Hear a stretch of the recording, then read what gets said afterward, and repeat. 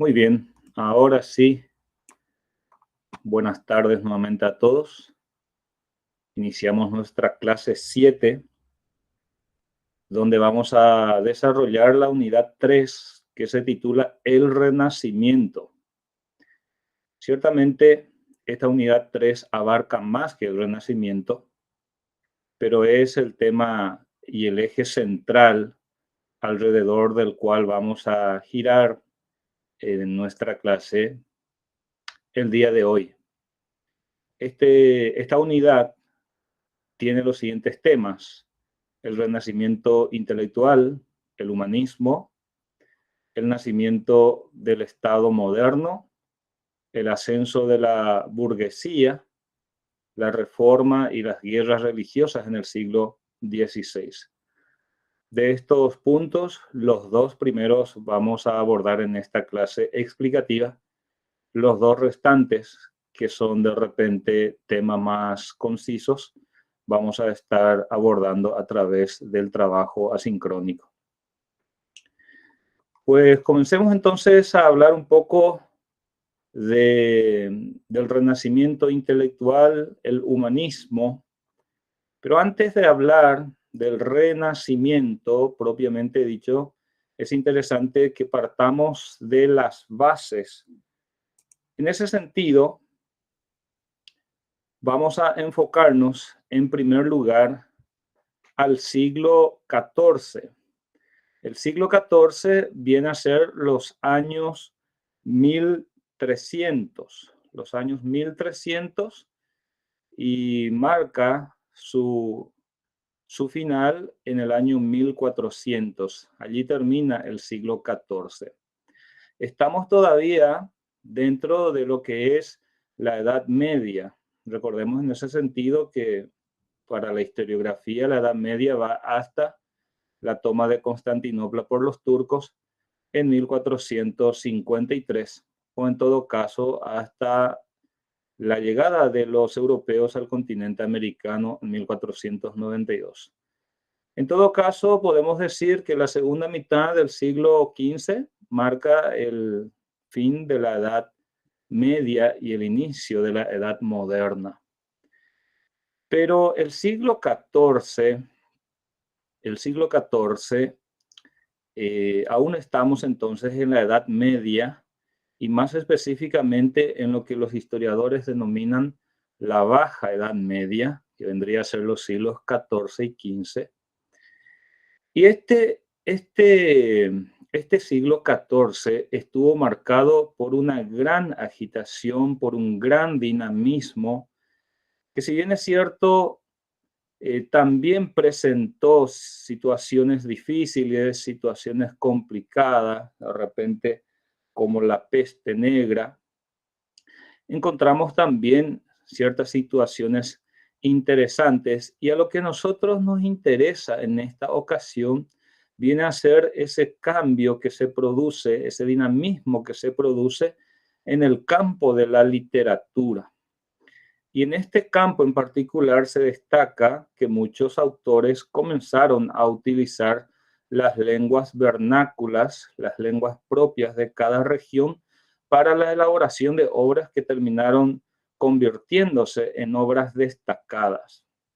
Ciertamente el latín seguía siendo el idioma más utilizado para la producción de obras, pero en el siglo XIV es el siglo en donde estos autores comienzan entonces a explorar la escritura de estas obras, de repente en italiano, en francés, en inglés, entre otras lenguas vernáculas. Así también en el ámbito artístico hay una manifestación interesante, puesto que la peste negra, que había dejado sus enormes secuelas sobre la población europea, además de otros problemas políticos, influyeron notablemente en la corriente artística, llevando a muchos de ellos entonces a explorar temas sombríos, temas mórbidos, como este que estamos observando aquí, que es la obra de Giotto y que se titula La desesperación. Una interesante obra que podríamos de repente hurgar un poco más sobre su significado, pero sí ciertamente hay un cambio interesante en el mundo artístico en el siglo XIV, previo, ciertamente, al Renacimiento de finales del siglo XV y siglo XVI. Entonces es un periodo donde aparece también artistas como Giotto, cuyas pinturas entonces van introduciendo un realismo innovador, bastante, ciertamente, bastante vanguardista para aquel entonces. Esta corriente realista incluso sería perfeccionado más adelante por los artistas. Entonces el siglo XIV básicamente fue un siglo de mucho dinamismo, de muchos cambios sociales y políticos y artísticos que sentaron las bases de del llamado Renacimiento más adelante. Ahora, en el siglo XIV vamos a centrarnos en este caso en la producción de obras literarias en lenguas vernáculas, y aquí, por sobre todas las cosas, se destacan Dante, Alighieri, Petrarca, Francesco Petrarca, y también Giovanni Boccaccio, quienes, eh, quienes básicamente entonces son considerados como los precursores del humanismo. Y como les decía recientemente, a pesar de que el latín seguía siendo la lengua más utilizada, ya sea en la liturgia de la iglesia o en la producción de documentos oficiales, y estos a su vez ya sean documentos eclesiásticos o documentos estatales, en realidad también es un siglo donde van surgiendo esta literatura en lengua vernácula. Y vamos a ver un poco las características de estas obras y por sobre todas las cosas, la importancia de las mismas para lo que vamos estudiando, que es en este caso el humanismo y el renacimiento. Comencemos con Dante Alighieri. A eso lo conoce mucho por su obra La Divina Comedia, escrita entre 1313 y 1321. Ciertamente Dante Alighieri es un escritor que comienza ya a operar en la segunda mitad y a finales, por sobre todas las cosas, del siglo XIII. Encontramos que su obra más renombrada aparece ya a principios del siglo XIV.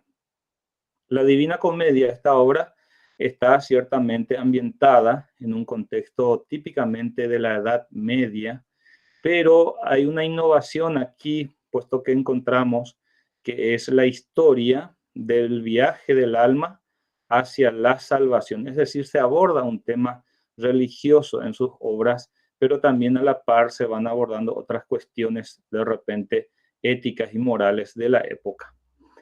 Este largo poema de Alighieri se dividió en tres secciones principales que constituyen, por ejemplo, el infierno, el purgatorio y el paraíso. A propósito, quiero compartir con ustedes un pequeño fragmento de lo que se aborda en esta obra, en la bibliografía que les estaré compartiendo dentro de un rato más. Y dice así, que en el infierno, Dante es llevado por su guía. ¿Quién es su guía aquí?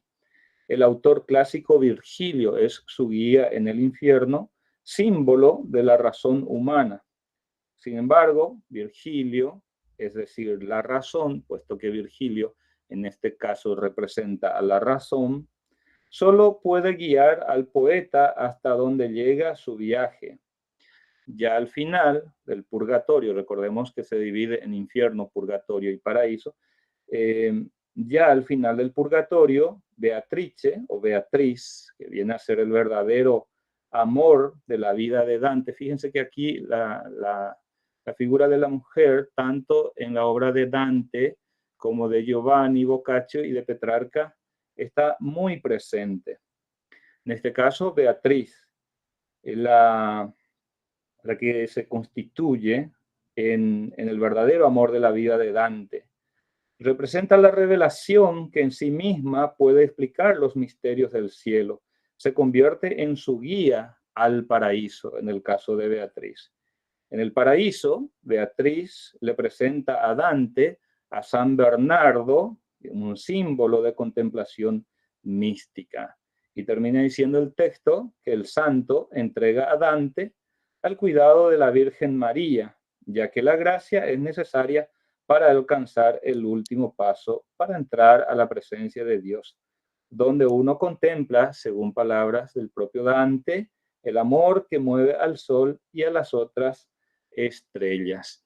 Esta es una obra entonces escrita en italiano y que se constituye en uno de los referentes de la literatura universal, la Divina Comedia. De ahí pasamos a Francesco Petrarca. Fíjense que él nace a principios del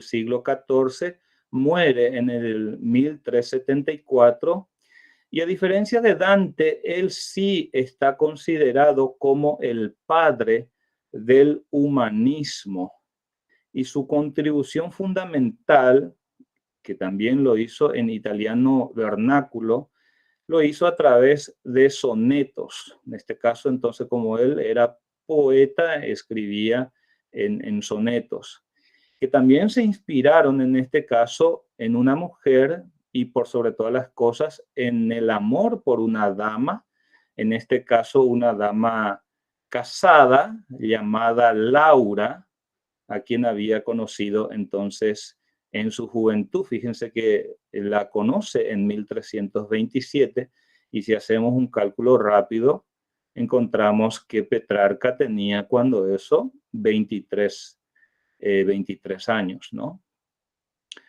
Esta obra, titulada Cancionero, es una obra fundamental de la literatura italiana y se puede decir sin lugar a dudas que Petrarca influyó en escritores posteriores como Garcilaso de la Vega, el propio Shakespeare o Edmund Spencer en Inglaterra.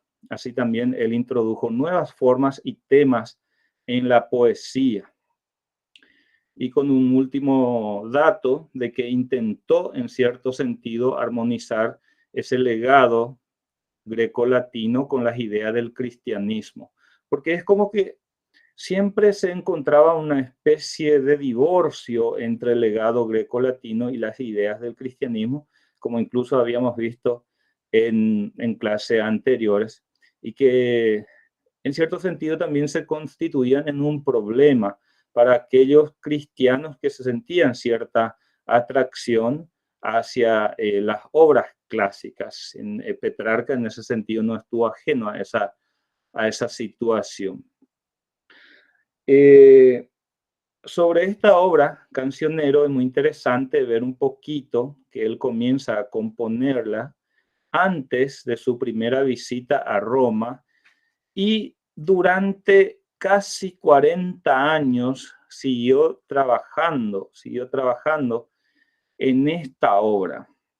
Así que si por ahí están teniendo algún librito que habían comenzado un par de meses, un par de años y todavía no están terminando y dicen que ya no van a terminar, yo les animo a que tomen el ejemplo acá del Cancionero y bueno, para que puedan ver que incluso una obra puede tardar mucho tiempo para darle un toque final.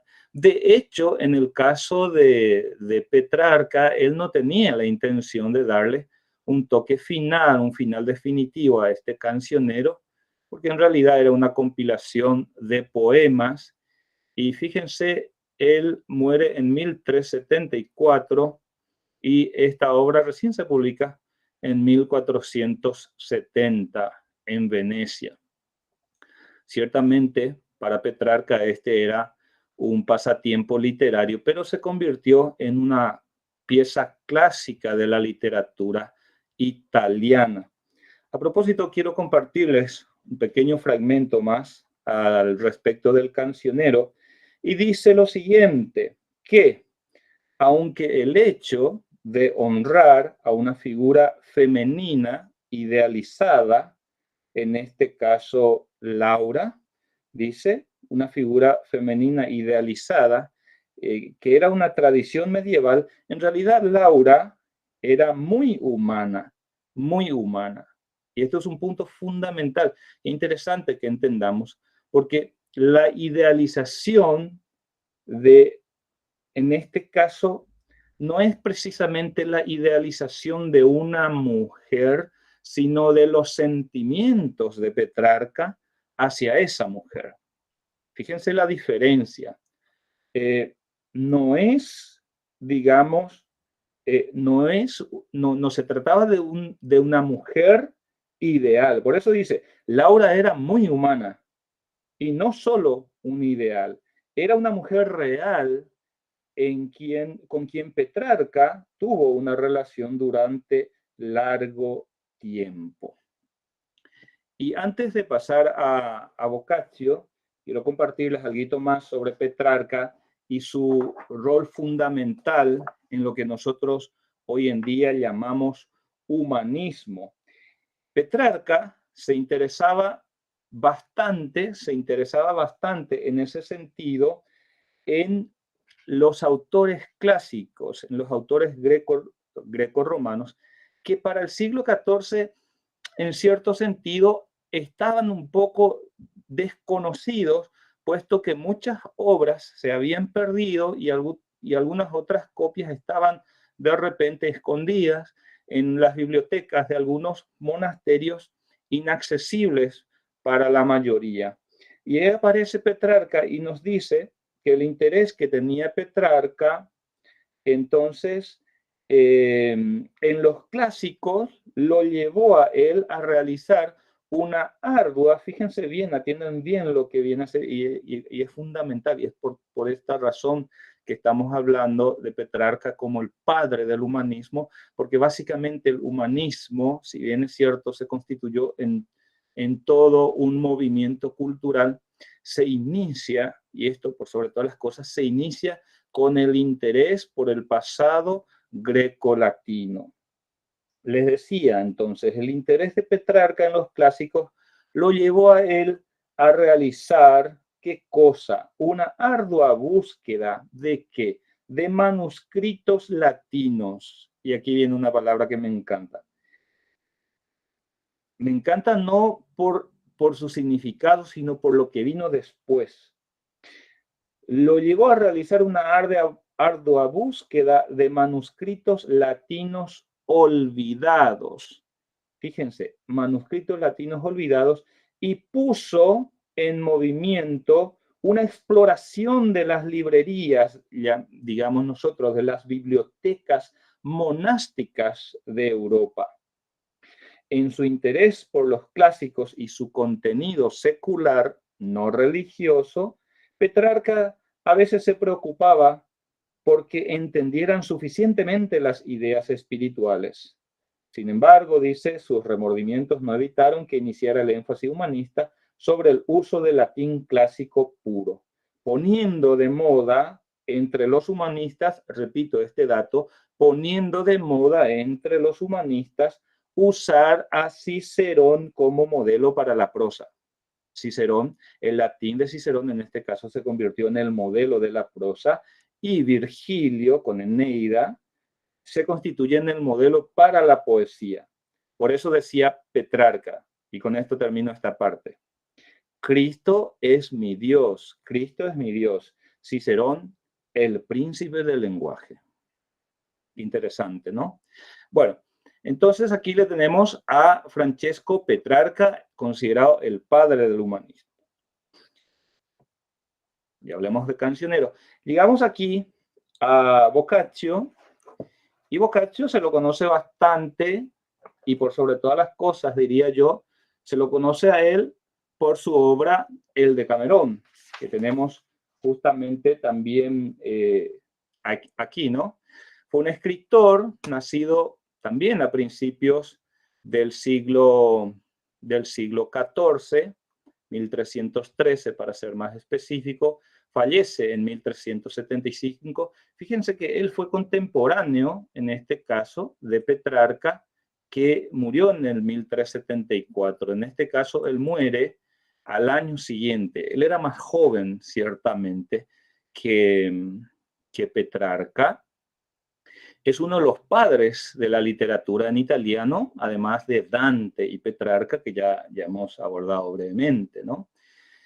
Se considera él como el primer humanista en estudiar griego, el griego que por mucho tiempo se había constituido también un idioma sumamente importante en la época del Imperio Romano.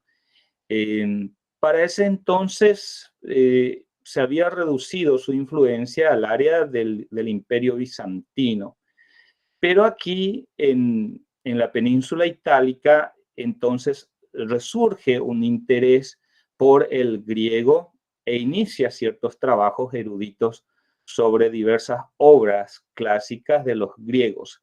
Es por eso que nos dice nuestro material que él realizó ciertos extractos, toma de notas de esos autores antiguos para la formación de obras históricas, geográficas y mitológicas. Ciertamente la cuestión de la mitología le provocaba a él una cierta inquietud, por lo tanto intentó darle más bien una interpretación alegórica a la mitología griega. Es decir, quiso encontrar ciertas enseñanzas y no tomarlos en este caso a los mitos de una forma bastante literal. Compuso varias obras en latín y se lo recuerda por el Decamerón escrito en italiano. Entonces, el Decamerón es un libro compuesto por 100 cuentos, incluso algunos de estos relatos podrían considerarse como novelas cortas. Estamos hablando de prosa, no estamos hablando de versos, estamos hablando de prosas, ¿no? Y los escribió entre 1351 y 1353. Los temas que él aborda en el Decamerón constituyen el amor, la inteligencia humana y la fortuna. Y sus obras, sus escritos abarcan desde lo erótico hasta lo que es trágico, incluyendo relatos de ingenio, bromas y lecciones de vida. El Decamerón, para que podamos entender un poquito más, aquí les comparto más informaciones. El Decamerón está, ¿dónde está? ¿En qué contexto está ambientado el Decamerón? El Decamerón está ambientado en la época de la peste negra, en la época de la peste negra, ¿no? 10 jóvenes huyen a una villa en las afueras de Florencia para escapar de la plaga. O sea que entran en una especie de cuarentena, ¿verdad? Y deciden pasar el rato contando historias. Lo que nosotros en la época del coronavirus hicimos, digamos, pasamos haciendo panes, ¿qué más? Yo les cuento que particularmente en aquel entonces me convertí en panadero acá, ya que no teníamos la posibilidad de salir demasiado y bueno, cuando uno quiere comer un tipo de pan en particular, tuve que hacer panes, chipa, de todo un poco. A ver si por ahí hay alguien que se recuerda de eso y en qué invirtió sus días, principalmente aquel primer año de la pandemia, donde de repente pensábamos que la cosa iba a pasar rápidamente y en cierto sentido tomábamos con cierta algarabía de repente o con cierto optimismo. No sé si alguien quiere compartir algunos recuerdos a propósito mientras tomo un poquito de agua. Youtubers, cantar un poco. Ajá. Bien, Damián, sí, sí, sí. Puse en práctica todas las recetas que estaban guardadas hace muchos años. ¿Verdad que sí? Sí, pero después cuando se encaminó un poquito, yo me inscribí en algunos cursos de especialización que no tenía la oportunidad de hacer antes. Y eso ya fue terminando 2020, empezando 2021. Exactamente, Y sí. lecturas, y aprovechando ese tiempo, ¿verdad? Que en el día a día no tenía. Sí, Y después sí, empezaron las clases virtuales. Arrancó con todo, yo soy docente también, entonces ahí cargaba el tiempo. sí, sí, sí. Curso en líneas. Sí, curso en línea, sí. Dice Expedita, yo me dedicaba a la huerta, jardín, también hacía chipa y sí, claro.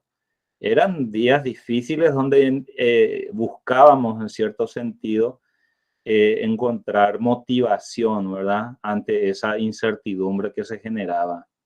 Yo pude terminar mi maestría, me faltaba la tesis, yo había hecho de forma presencial la maestría, me faltaba la tesis y bueno, me dediqué de lleno. De mañana enseñaba así también en la modalidad virtual, en los momentos libres ya preparaba mi clase para el día siguiente y de tarde y de noche le metía de lleno al trabajo en la tesis. Y bueno, pude terminar y en septiembre, justamente este septiembre, ya se cumplirán 3 años de la culminación de mi maestría oficialmente. En septiembre entonces de tiene un 2021. significado emocional muy fuerte, porque Sí, asocias con la pandemia. sí, sí, así es. Bueno, y la verdad que también hay situaciones de repente un tanto difíciles. Yo perdí un familiar en la época de la pandemia, pero no a causa, bueno, no murió, no falleció a causa del virus en sí, pero sí podemos decir de forma indirecta, puesto que él tenía una enfermedad muy complicada. No sé si conocen la enfermedad del ELA, esclerosis lateral amiotrófica. Ah, sí, yo Entonces, esa enfermedad él tuvo por 3, 4 años aproximadamente y se había deteriorado bastante.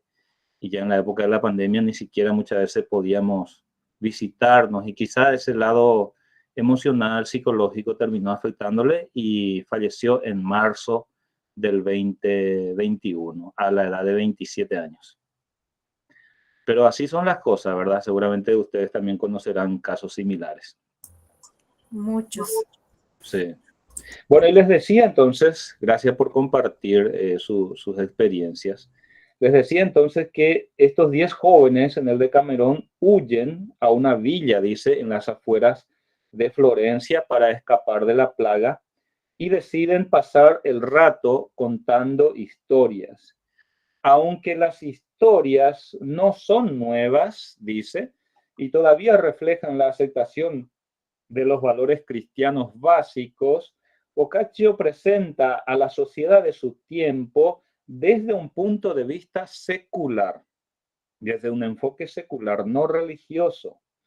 El verdadero héroe es el seductor de mujeres y ya no es el caballero, el filósofo o el monje piadoso. Dice, quizá, como argumentan algunos historiadores, el Decamerón refleja los relajados y cínicos valores inmediatos a la posplaga. La obra posterior de Boccaccio indudablemente se volvió más sombría y más pesimista a medida que envejecía. Desestimó, el mismo Boccaccio desestimó su obra anterior como irrelevante. O sea, fíjense que una de las obras o la obra más reconocida de Boccaccio, él mismo terminó desacreditando y diciendo, ¿saben qué? He escrito otras obras más interesantes, por favor, no estén centrándose exclusivamente en esto. Bueno, dice luego, de ninguna manera estoy complacido con que hayan permitido a las ilustres damas en su hogar leer mis nimiedades, decía en este caso por el Decamerón. Bueno, entonces, aquí vamos. De ahí pasamos a este humanismo. Fíjense que nosotros presentamos a estos escritores en sus respectivos idiomas vernáculos, en este caso en italiano y en cierta manera en algún dialecto de ese italiano. Todo esto sumado a ese interés por el pasado grecolatino dio lugar a todo un movimiento cultural, filosófico, intelectual que nosotros hoy en día llamamos humanismo. Hoy en día nosotros lo llamamos humanismo. Este humanismo, por sobre todas las cosas, se centra a partir del siglo XIV y se caracterizó, como ya venimos diciendo, por un interés por los valores del pasado grecolatino. No obstante, si nosotros tomamos como punto de partida ese interés de rescatar del olvido los textos clásicos de los griegos y de los romanos, podríamos encontrar que incluso el humanismo tuvo sus orígenes en los siglos XII y XIII. Sin embargo, su auge pleno y su pleno desarrollo se produjo a partir del siglo XIV. Este humanismo tuvo su origen en la República de Florencia, Italia, península itálica estamos hablando, a la que se sumaron posteriormente otras ciudades, Roma, Nápoles y Venecia. Un poco más adelante yo les voy a presentar el panorama político de la Italia del siglo XIV y XV y vamos a entender de que Italia no se constituía en aquel momento en una entidad política unificada, sino más bien la región estaba compuesta por varias repúblicas y otros reinos, digamos, pequeños, ciertamente otros estados independientes unas de otras. Ya veremos enseguida. Pero en este caso, el humanismo tuvo su epicentro en Florencia, Italia. El objetivo principal de toda esta corriente, de todo este movimiento cultural, por lo tanto, era recuperar esos presupuestos morales y estéticos de la antigüedad greco-romana o greco-latina. Estas son las características fundamentales del humanismo. En primer lugar, se puede hablar de que se da una revalorización de la responsabilidad individual del hombre. Hay una especie de, digamos, de individualismo característico de la época, puesto que el ser humano comienza a ser visto nuevamente como un sujeto con capacidad racional, con libertad y con historia. Hay una exaltación del individualismo.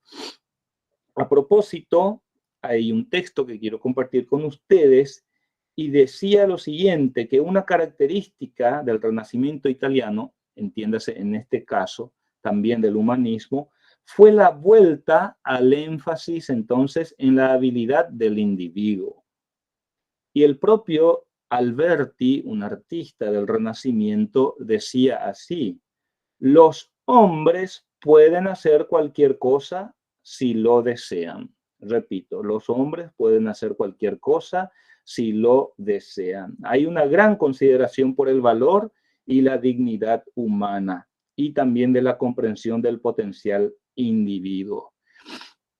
Así también hay un cambio de cosmovisión, hay un cambio en la concepción del mundo y de la sociedad, y lo que los historiadores llamamos que se da una especie del paso del teocentrismo al antropocentrismo, es decir, de un sistema centrado en la figura de Dios y en sus designios divinos a un sistema centrado entonces en el individuo, en el ser humano, que bajo ningún sentido debe comprenderse o debe entenderse como una actitud contra la religión propiamente dicha o incluso contra la figura de Dios. Este más bien fue una especie de secularismo en el sentido de que se inició esta corriente que convivió incluso con el cristianismo sin mayores dificultades. El propio Sandro Botticelli y los temas que él abordó en sus pinturas refleja eso, ¿no? Una especie de paganismo, pero que convivía sin mayores inconvenientes con el cristianismo. El ser humano recupera en este caso, no, y tampoco estamos hablando de todos los seres humanos, ¿verdad? Porque tanto el humanismo como el Renacimiento fue un movimiento cultural de las élites. de la época. Hay un fomento del estudio de la antigüedad clásica, como ya venimos diciendo. También hay una búsqueda de la verdad fuera de la revelación cristiana, puesto que se pone en discusión, en este caso entonces, las ideas de que la verdad se sostenían en la revelación, la autoridad de la revelación en este caso. Hay un fomento de la libre investigación, esto en el ámbito de la historia del espíritu, también de las ciencias de la naturaleza, y también hay una defensa del derecho a la crítica de la tradición y sus instituciones.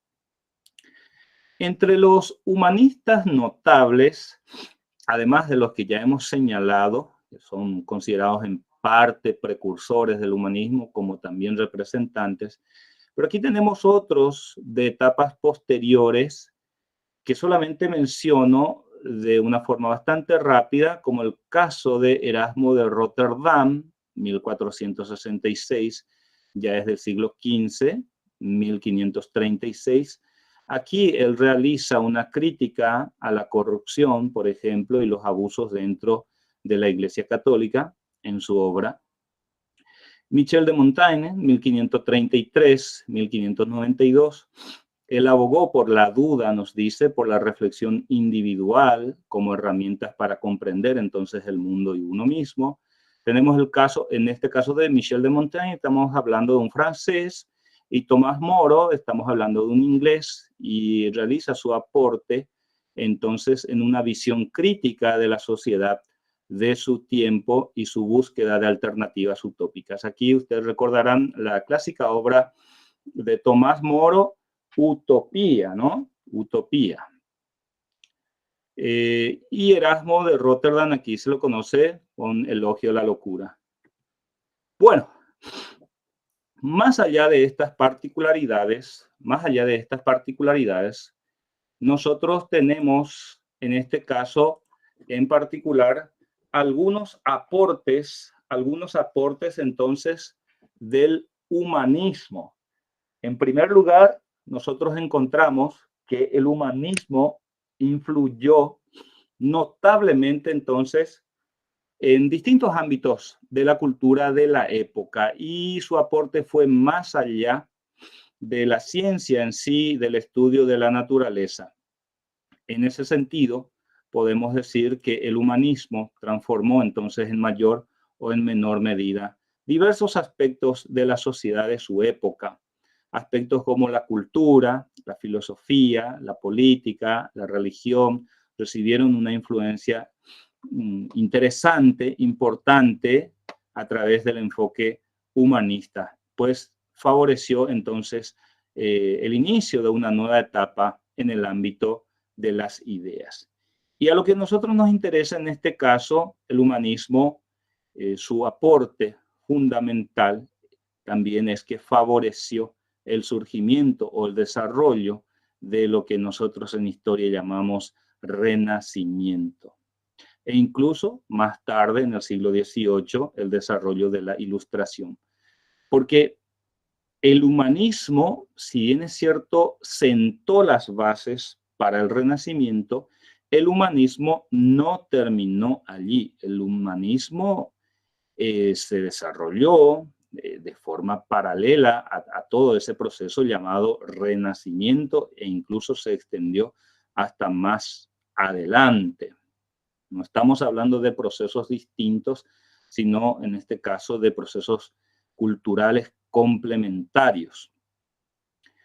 Diría yo, dando cierta licencia, que el humanismo fue el sistema operativo que hizo funcionar la computadora que se conoce como Renacimiento, para que de repente podamos comprender un poco. Entonces, ¿a qué estamos haciendo referencia cuando hablamos de renacimiento?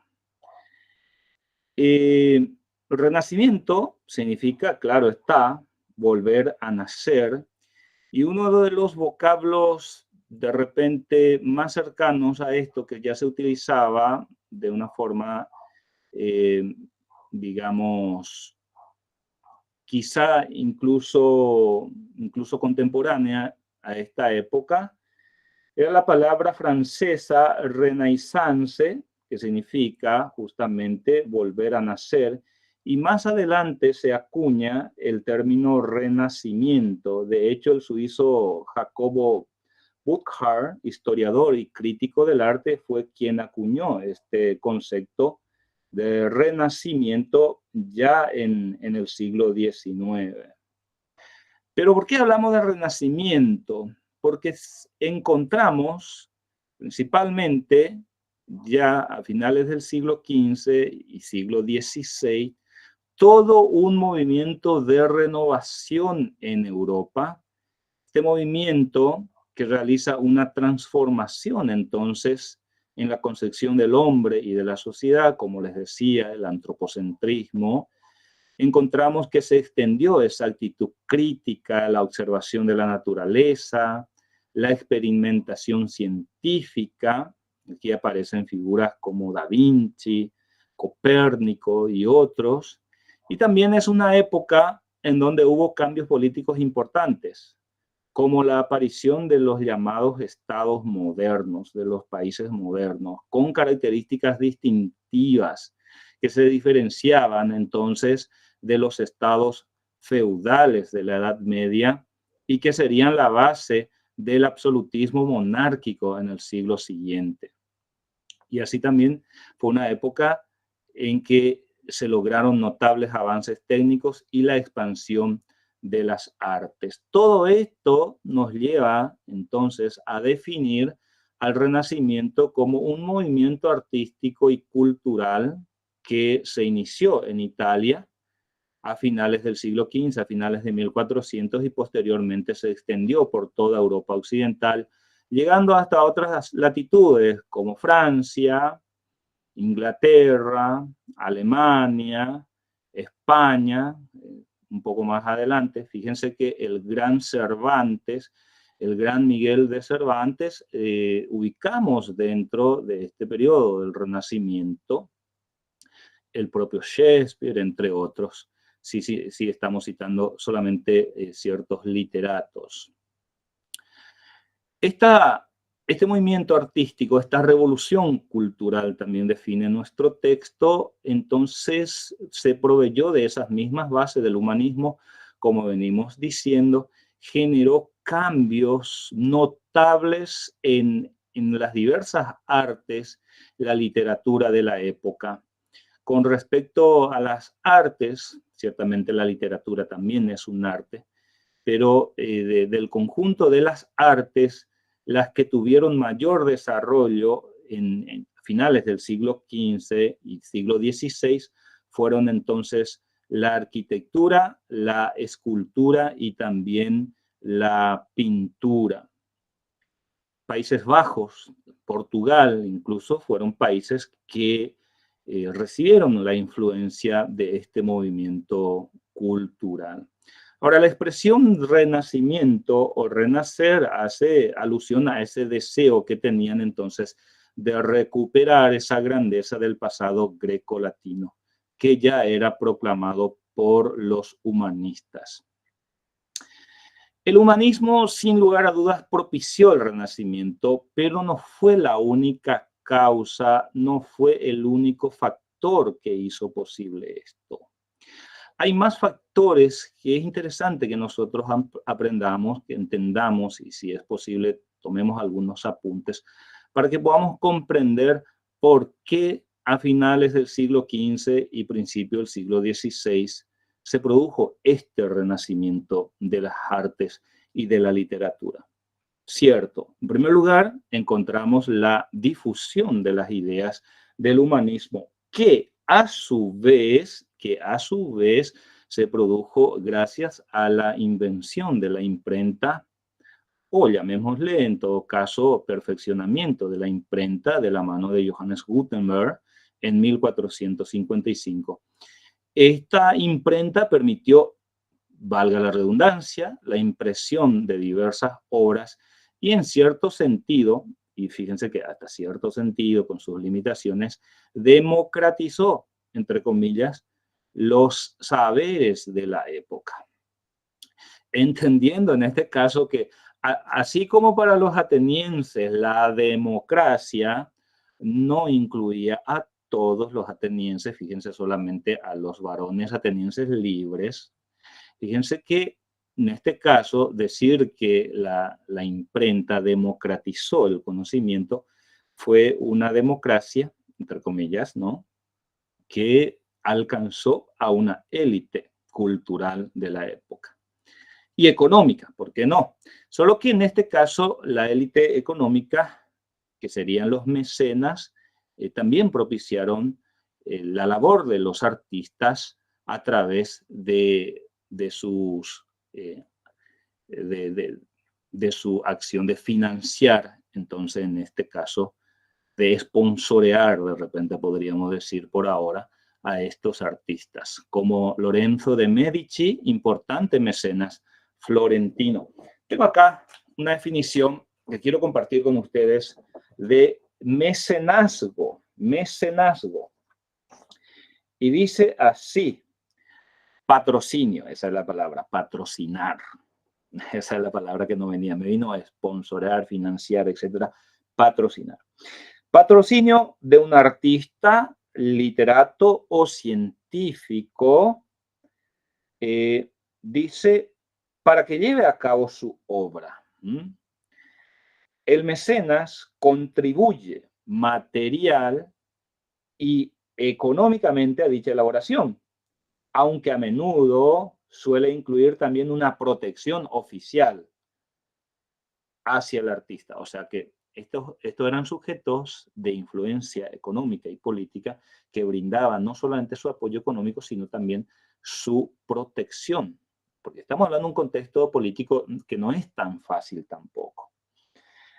Dicha institución tuvo especial importancia en el Renacimiento, cuando los nobles, el papado, ojo con el dato, el papado, los jefes de Estado y la burguesía apadrinaron, eran padrinos, patrocinadores, padrinos, financistas, etc. Sufragaron las obras de grandes artistas y pensadores.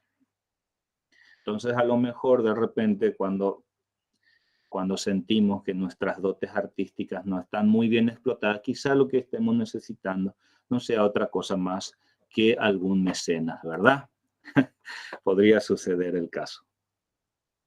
Bueno, además de esa difusión de las ideas del humanismo, también es interesante mencionar que las ciudades italianas, y cuando digo ciudades italianas, estoy hablando de la ciudad, ciertamente, que daba nombre a ese estado, pero también al estado que tenía como capital a esa ciudad. Florencia era una ciudad, pero también era la república que constituía esa ciudad y otras. Entonces, encontramos Florencia, Roma, Roma, por ejemplo, capital de los estados pontificios o de los estados papales, Venecia, la República de Venecia, Génova en Milán, ya en el Ducado de Milán, Nápoles en el Reino de Nápoles y Milán propiamente dicho en el Ducado de Milán. Gracias entonces a ese activo comercio entre Oriente y Occidente de estas ciudades. Los mecenas, que ya hemos visto el rol importantísimo que tuvieron, puesto que patrocinaban la producción artística y científica. Y un dato no menos importante es que la toma de Constantinopla por los turcos hizo que muchos sabios del Imperio Bizantino migraran a Europa, en este caso a la península itálica, en busca de refugio. Estos fueron entonces los factores, las causas del Renacimiento. Y lo que les venía diciendo entonces, cuando hablamos de Italia renacentista, estamos hablando de una región compuesta por 5 estados principales y así también numerosas ciudades-estados independientes. Por ejemplo, tenemos el reino de Nápoles, tenemos el reino de Nápoles aquí. Tenemos también los estados papales, que vendrían a ser los estados pontificios. También tenemos la República de Florencia, aquí, República de Florencia, el Ducado de Milán y la República de Venecia. Estos serían los 5 estados principales. Insisto, el Ducado de Milán, la República de Venecia, la República de Florencia, los estados papales o los estados pontificios y el Reino de Nápoles, que no muestra todo aquí porque incluso abarcaba la isla de Sicilia. Y también existían otras ciudades-estado, no alcanzaban nivel de estado propiamente dicho, pero sí tenían cierta independencia.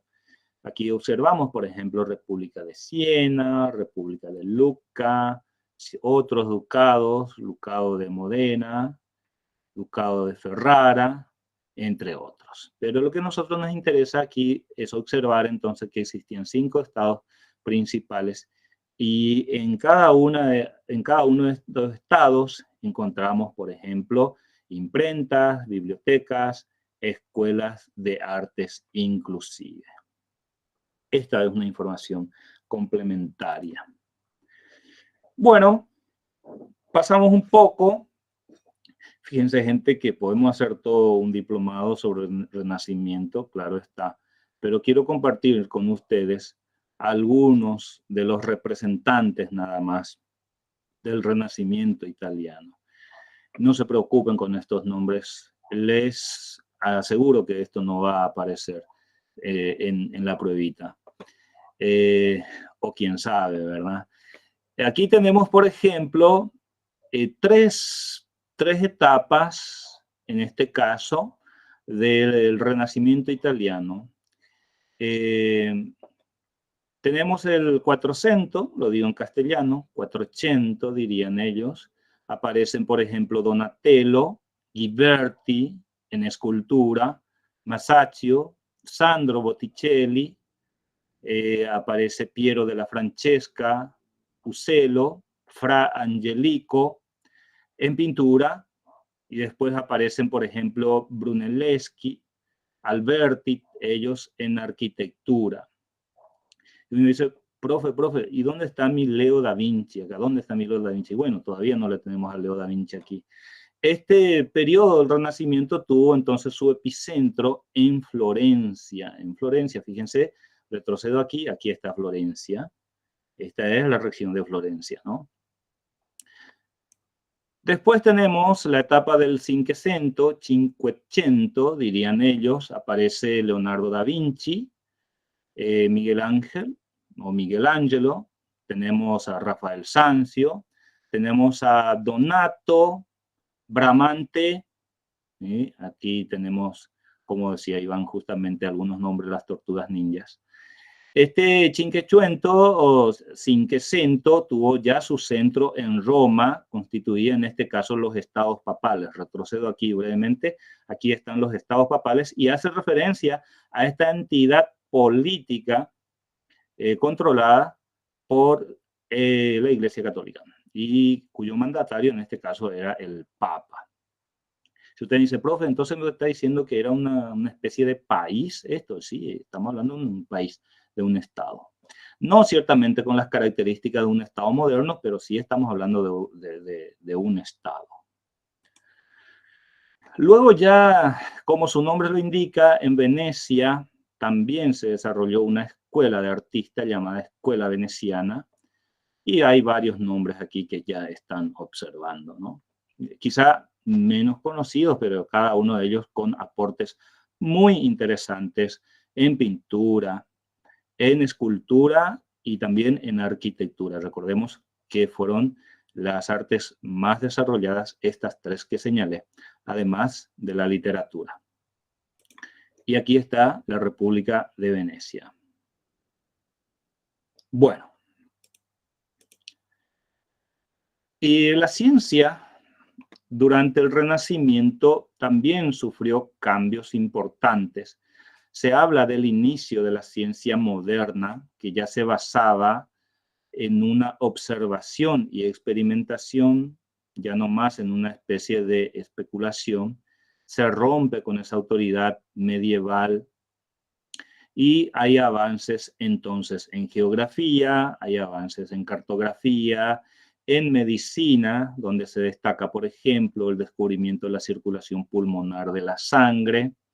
Aparece la figura de Da Vinci, quien se destacó en varias disciplinas, como por ejemplo en la física, en el diseño de máquinas. A él se lo conoce mucho por la Mona Lisa, ¿verdad? Pero su obra va mucho más allá de la Mona Lisa. También aparece la figura de Nicolás Copérnico, quien formula la teoría del heliocentrismo, del Sol como centro y los planetas girando alrededor de él. Todos estos avances científicos entonces permiten un cambio en la comprensión del mundo y van sentando también las bases para avances posteriores. Para cerrar esta parte del Renacimiento, veamos un poco, por decirlo así, su influencia, sus aportes o quizás sus consecuencias. El Renacimiento influyó de una forma notable en todos los aspectos de la cultura de la época. Esto ya se puede entender. No solamente hay una ruptura con la costumbre, con los hábitos y modelos artísticos que se venía replicando en la Edad Media, hay una gran diferencia entre las obras de arte de la Edad Media.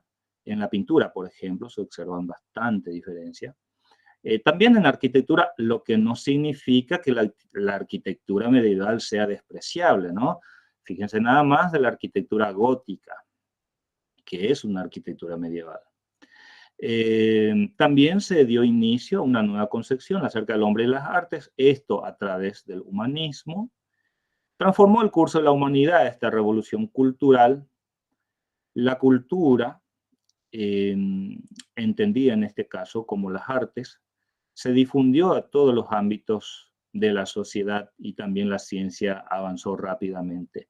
Y todo esto tuvo impactos en los siglos posteriores, siglo XVII, XVIII y XIX, hasta la actualidad podemos decir. Pero por sobre todas las cosas, los 2 siglos siguientes recibieron una influencia muy grande del Renacimiento.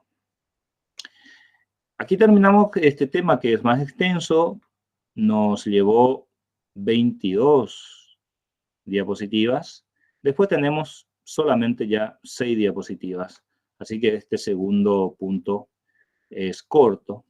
Y me gustaría escuchar algunos aportes de ustedes, algunos comentarios, pareceres al respecto. ¿Qué me pueden compartir? Voy a leer su chat. Bueno, Da Vinci era genial. Y un encanto. Una genialidad, sin lugar a dudas. Un cociente de inteligencia 180. Silvana Oso, psicóloga, ¿verdad? Estás midiéndonos a todos. Sí, se hablaba. Yo me recuerdo que hicimos una investigación por los superdotados y él era el que despuntaba. Cuando dijiste que vamos a hablar de una de sus obras, me recordé eso porque muchas cosas él hizo y le gana a Bill Gates, por ejemplo, un QI de 180. Claro, claro. En muchas áreas era su inteligencia, no era solamente voltado para una risa, por ejemplo.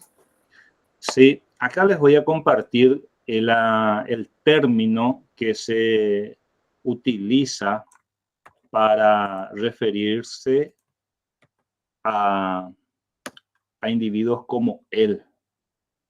Son polímatas. Son polímatas. Por eso dice la polimatía, aprender mucho vendría a ser esto, es la sabiduría que abarca conocimientos sobre campos diversos de la ciencia, artes o humanidades.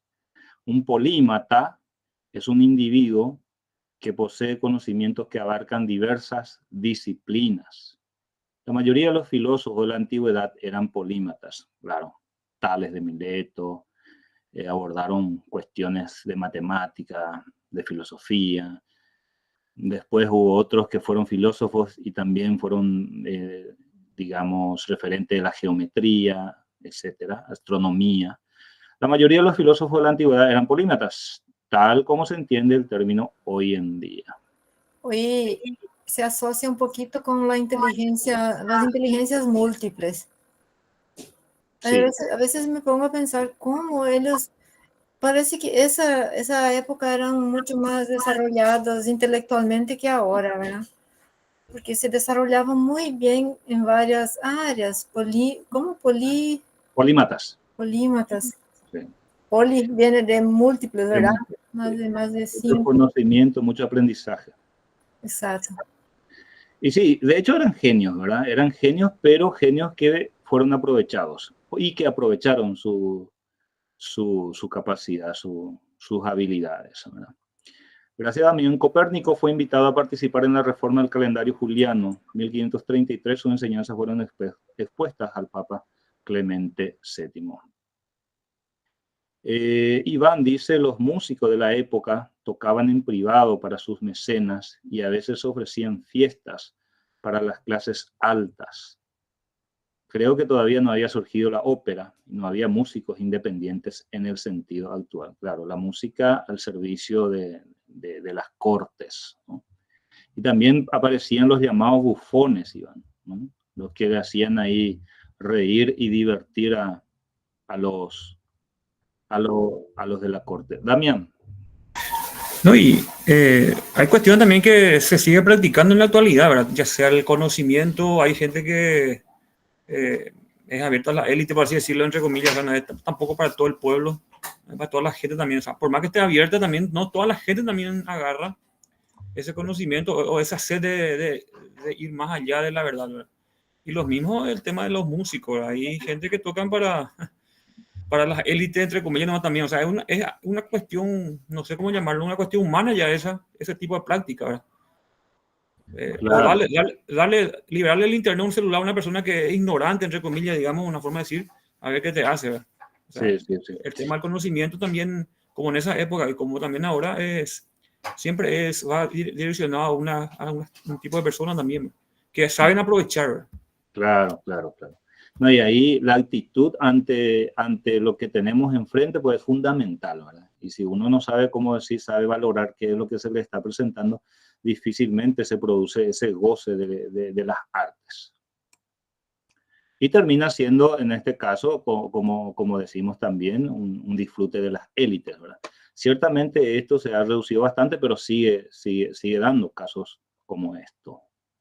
Bueno, gracias por sus comentarios. Y bueno, para abordar este segundo punto, se habla del nacimiento del Estado moderno. Ya nos centramos en el siglo XV. Este es un mapita que ya en la siguiente diapositiva le voy a mostrar de forma ampliada. El siglo XV es el siglo, evidentemente, donde el humanismo va teniendo su auge y donde ya va a desarrollarse el Renacimiento. Ahora, si abordamos este periodo desde el enfoque político, encontramos también que se producen transformaciones importantes. Va terminando el sistema feudal caracterizado por pequeños estados poco poderosos, donde el poder no estaba concentrado en el rey o monarca, sino más bien también en los señores feudales. Entonces se va produciendo, en vez de una desintegración característica de la época post-carolingia, aquí encontramos más bien un proceso de integración territorial de antiguos reinos y señoríos que en su momento fueron independientes. Esto se origina a partir de una serie de factores que podemos sintetizar como el debilitamiento de los poderes de la nobleza, gremios, municipios, cortes, etcétera, y en consiguiente el aumento de la autoridad real o de la concentración del poder en el monarca. Esto da lugar al llamado Estado moderno, al surgimiento del Estado moderno con una nueva estructura territorial y política. Estos estados modernos también desarrollan o fortalecen ciertas instituciones para proteger a sus súbditos bajo una única soberanía y potestad del rey. No estamos hablando todavía de las monarquías absolutas. No estamos hablando todavía de las monarquías absolutas. Esto en historiografía nosotros utilizamos la expresión monarquías autoritarias, puesto que es una entidad política ciertamente centralizada, donde el rey, el monarca, comienza a concentrar nuevamente en su persona todo el poder, pero no todavía de una forma absoluta que le permita imponer su voluntad en todo sentido. Entonces, aquí las monarquías autoritarias aún tienen límites en sus acciones, y estos límites, por ejemplo, van y se relacionan con cuestiones de la tradición, con cuestiones relacionadas a la religión, o de repente incluso a ciertas leyes que se ven obligados a cumplir todavía, y a ciertas limitaciones, en términos de recursos. Damián, ¿podrías explayarte, por favor, respecto a los fueros?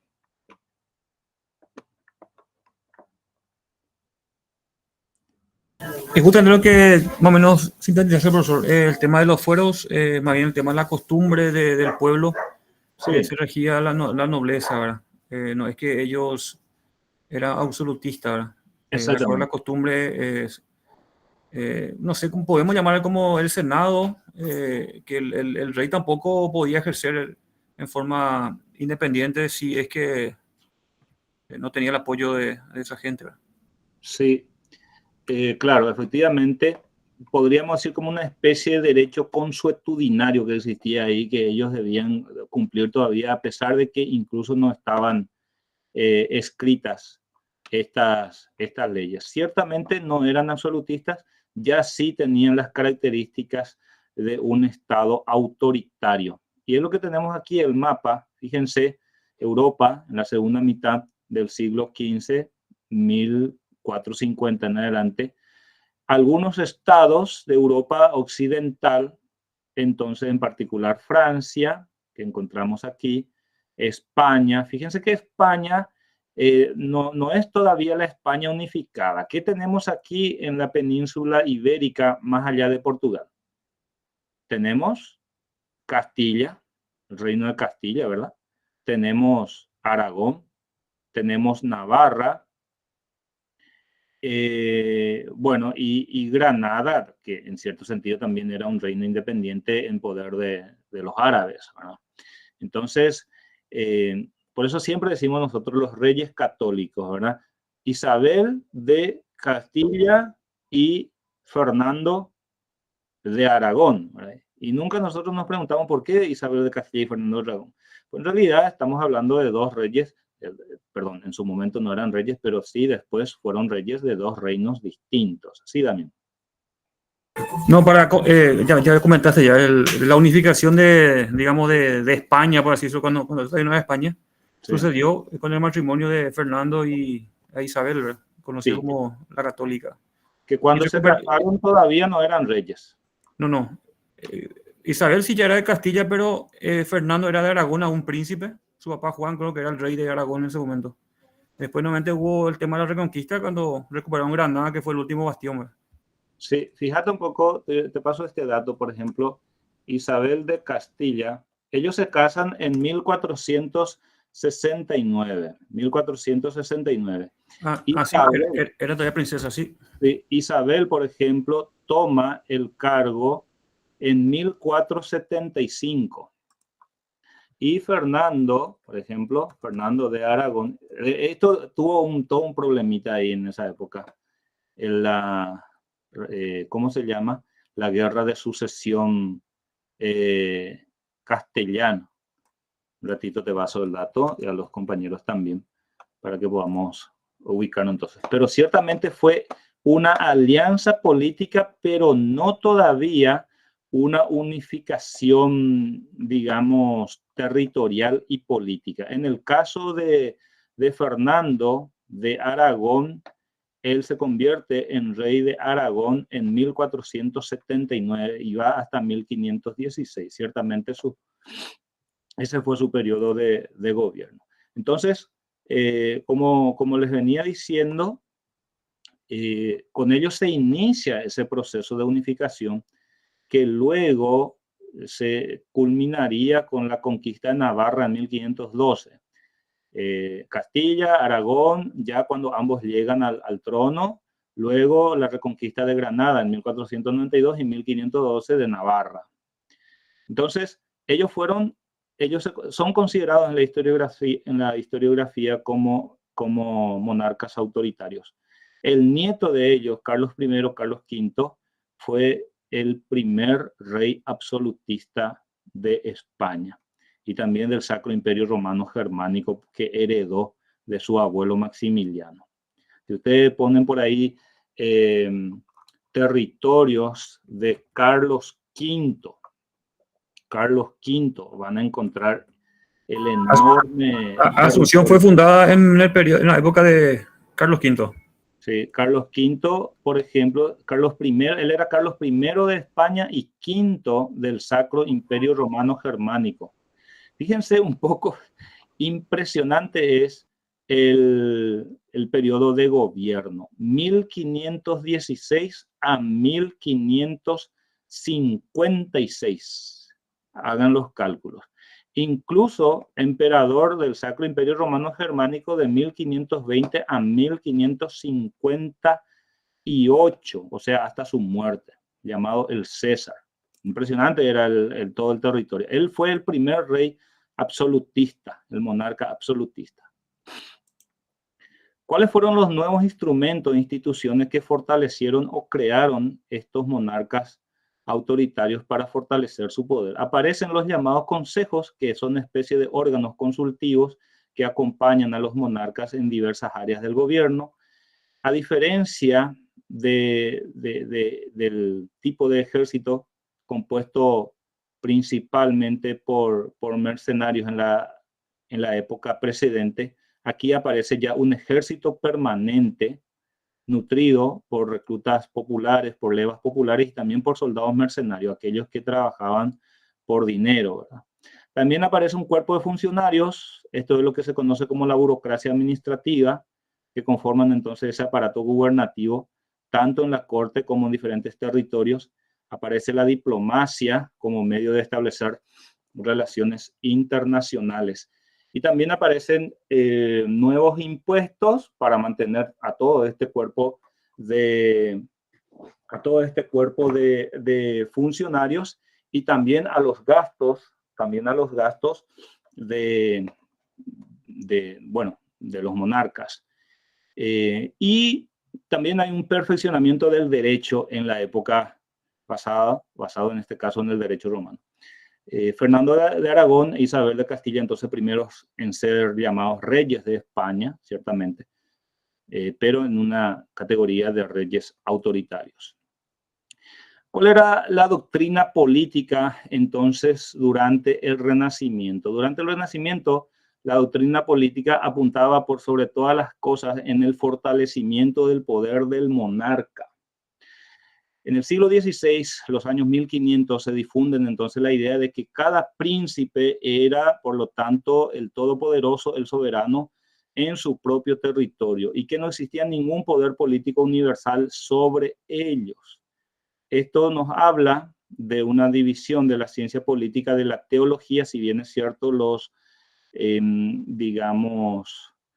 pensadores que abordaron la cuestión política también recibieron bastante influencia de la cuestión religiosa, como vamos a ver enseguida, con la cual había estado vinculada durante la Edad Media. Aparecen figuras como Maquiavelo. A Maquiavelo se lo conoce por sobre todas las cosas por la obra El Príncipe, ¿verdad? El Príncipe. Sí. ¿Y cuál es la famosa frase con la cual nosotros relacionamos a Maquiavelo o el maquiavelismo? El fin justifica los medios. El fin justifica los medios, ¿verdad? A pesar de que parece que él no dijo a sí mismo, es lo que se entiende de sus ideas, ¿verdad? Ustedes, llegado a su momento, van a estudiar a Maquiavelo perdón, esto todavía no, esto es sorpresa para el final. Van a estudiar cuando aborden filosofía política y también cuando aborden filosofía moderna a Nicolás Maquiavelo. 1467, para ubicar un poco, Él hace una defensa entonces de la amoralidad en las acciones gubernamentales, basándose en la razón del Estado. O sea que por sobre todas las cosas, el gobernante debía interesarse en, digamos, en el beneficio particular del Estado, más allá de que sus acciones sean morales o amorales. Les quiero leer un poquito un párrafo bien corto del Príncipe para que podamos comprender un poco hacia dónde apunta. Y él dice, por un lado, de lo que sería el pueblo, los hombres, cómo él abordaba esta cuestión. De los hombres, uno puede decir en general lo siguiente. Él estudió la naturaleza humana y básicamente lo considera egocéntrico. De los hombres uno puede decir en general lo siguiente: son desagradecidos, inconstantes, falaces e impostores. Evitan el peligro y ansían ganar. Y aquí hay un consejo para los gobernantes. Necesitas entender esto. Un gobernante, y particularmente uno que sea nuevo en el poder, no puede atenerse a todas las reglas que se espera que respeten todos los hombres de bien. O sea, no tiene por qué ceñirse a todas las reglas que uno espera que un hombre de bien practique. Dice, a fin de mantenerse en el poder, el fin, ¿verdad? A fin de mantenerse en el poder, será constantemente obligado a romper su palabra, a ser poco caritativo, inhumano y no religioso. Así que debe estar preparado a actuar como las circunstancias y los cambios de la fortuna lo requieran. La real política, como le dicen, ¿verdad? Como he dicho, deberá hacer lo correcto si puede. Repito, como he dicho, deberá hacer lo correcto si puede, pero debe estar preparado para hacer lo incorrecto si es necesario. El fin justifica los medios. Campanella, 1568-1639, abogó entonces por el regreso a un estado teocrático en su obra La ciudad del sol. Tomás Moro, a quien lo conocemos por Utopía, sitúa su reflexión justamente en esta isla ficticia, donde la vida de los ciudadanos entonces va transcurriendo de una manera armoniosa e ideal. Con Tomás Moro, inglés él, hay una promoción de la propiedad común, también del divorcio, la eutanasia y la tolerancia religiosa. Bueno, utopía sin lugar a dudas para la época y en cierto sentido también para la actualidad. Bodin, John Bodin o Bodino, 1530-1596, francés, si mal no recuerdo realiza una defensa de la necesidad de un poder fuerte que rindiera cuentas únicamente ante Dios. Por eso les decía que por un lado se apunta al fortalecimiento del poder del monarca, pero se hace todavía se hace uso de elementos teológicos para justificar esta concentración del poder.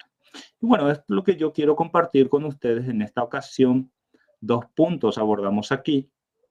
Entonces, el humanismo con el Renacimiento respectivamente y la formación del Estado moderno en el siglo XV. Hay 2 temas cortos. Bueno, el cuarto no es tan corto, pero tampoco es extenso. De hecho, el material que les voy a compartir es uno solo, no es extenso. Tiene como 15, 16 páginas por ahí, nada más, donde abordamos todos los temas, perdón. Y vamos a ver entonces también una transformación social de la época que se conoce como el ascenso de la burguesía y también la reforma y las guerras religiosas en el siglo XVI. Reforma contra reforma, conflictos religiosos del siglo XVI. Me hubiera encantado tratar este tema de forma de forma sincrónica, ¿verdad? Pero bueno, la situación es esta y queda a cargo de cada uno de ustedes realizar esa lectura correspondiente, puesto que van a aparecer algunos ejercicios basándonos en estos puntos también. Y es probable que al inicio de la próxima clase sincrónica podamos hacer un pequeño repaso sobre estos temas. Pero para cuando eso, evidentemente ya deben abordar su cuestionario de 10 puntos en esta ocasión. Bueno, esta vez tenemos una clase un poquito más corta, de 1 hora y media. Creo que de igual modo estamos muy guapos.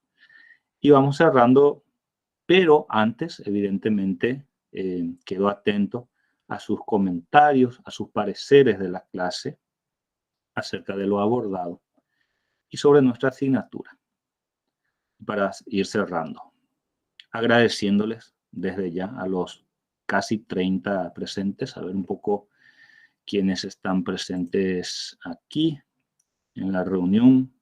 Aquí estoy observando a Silvana, Iván, João, Aníbal, Laura, Fanny, Mical, Bernardino, David, Ángel, José Luis, Leticia, Carmen, Mariela, Ladies, Josep, Francisco, Edith, Cintia, Blas, Juan y 3 más, me dice acá. ¿Quiénes son estas 3 más? Bueno, acá ya se me mezclan los naipes. David. Profe, una consultita. No pude yo llegar la semana pasada a completar nuestro material. ¿Eso no hay más posibilidad de hacer de abrir para completar? No sabría darte una respuesta. Debo consultar a coordinación al respecto, David. Déjame consultar y luego, luego te hago el retorno en tu particular. Dale, profesor. Muchas gracias. Bueno, estimados estudiantes, les agradezco mucho su presencia y que tengan un buen resto de jornada, buen descanso, buenas noches y seguimos en contacto eventualmente en nuestro grupo. Añuan Barete Bemeguana. Buenas noches, profe. Muchísimas gracias. Saludos. Gracias. Lorena también. Muchas gracias, profesor. Muy buenas noches. Buenas noches a los compañeros. Buenas noches. Buenas noches.